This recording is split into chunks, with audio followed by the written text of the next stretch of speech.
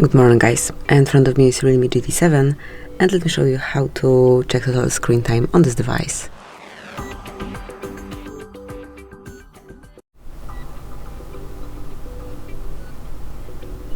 So at first open the settings, then find and select digital well-being and parental controls, and here you've got some basic statistics, but if you want to learn a bit more, just mark the middle of the screen, and here you've got the whole statistics. You can check screen time, notifications received or times open. Here you've got some more options, just mark the particular app and then choose if you want to check it daily or hourly, and then if you want to see notifications, screen time or times open. So just keep an eye on time spent on screen. Thank you for watching. Please subscribe our channel and leave the thumbs up.